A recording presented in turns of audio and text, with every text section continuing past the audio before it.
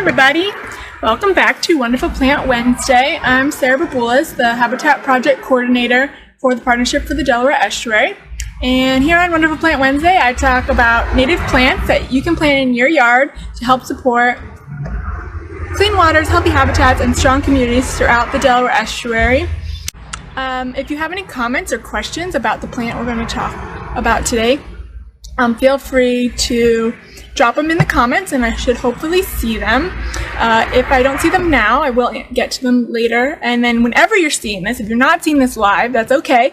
I will be around to answer any questions or comments that I see later, wherever we're posted, which is on Facebook, Instagram, anywhere you find PD information, I'm sure it will be there. So let's get into today's plant. Okay, this is Coreopsis rosea, which I really love. Coreopsis, the name isn't too excited. Coreopsis means bug-like, and it's also called Pink Tickseed.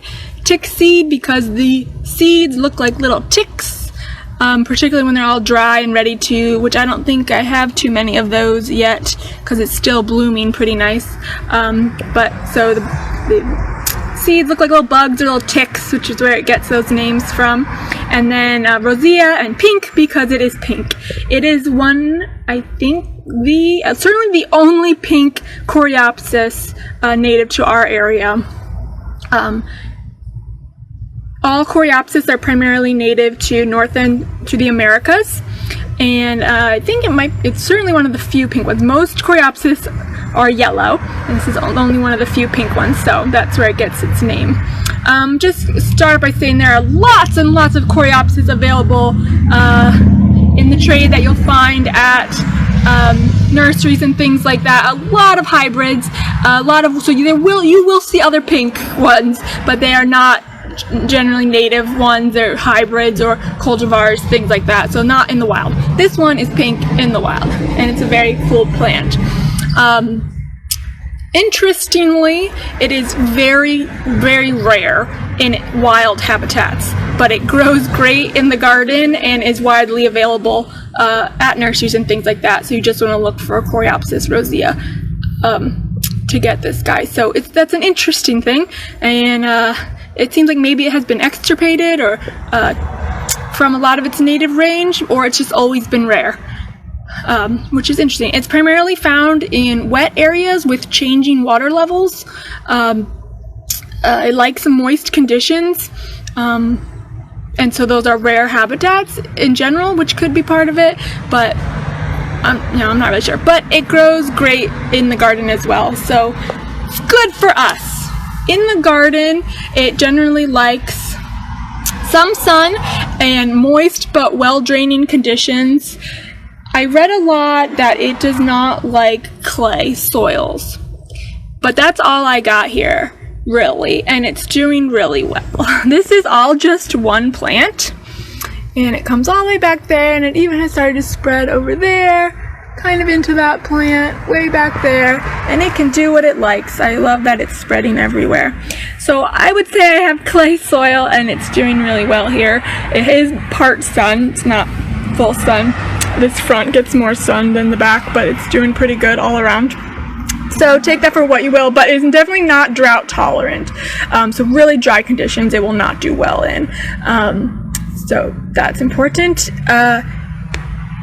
If you do have drought, there's also a similar looking yellow version called Coreopsis verticillata that you can get. It's just yellow, but it's similar habit for more drought conditions. Dry conditions. This guy stays short. It's only about maybe 18 inches, 2 feet tall, which is great. It's a really good ground cover. I hope it can spread all in here if it wants to. I don't mind, but it also looks good. It's pretty clump forming, so just creates like this little mat of flowers, which is really nice. I really like it.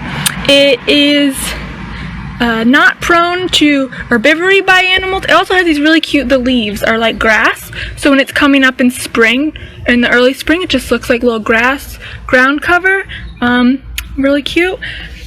Not a lot of herbivory by insects or mammals don't seem to like it, but here's why I think this is important, because of its insect friends. This is a very small flower, right? Super small flowers. So this is not for our big bees, our bumblebees. It's not for butterflies. This is for the small guys, and it is generally covered in them. It's hard to see, but I'm just sitting here, and I always think I get less activity when I'm sitting here because I'm sitting here. But even just that, I see so many little flies, little bees. So these are for the guys that don't get a lot of love, okay? These are, like I said, not the bumblebees, not the butterflies, but we need diversity, and this is a great plant for them. It is buzzing with them. And I think that's really cute. And like I said, need diversity. We want diversity, shape, leaf, color, everything in our garden. So this is a great for that. There is some mention that it's aggressive, seeds well, spreads well. If you have a lot of plants, it's not taking over from where my plants are, but it will take over where there's no plants. And that's what I look for. So I don't mind that. I haven't had any problems with it. It is great for containers because it is pretty clump forming.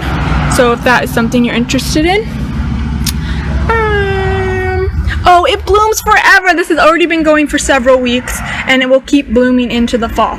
Once it is done blooming, you can cut it back and it will rebloom. But those seeds that it makes, I think, are also important for different insects, birds, things like that want to eat on them. So I usually just keep it and let it do its thing and let it go to seed for the other critters.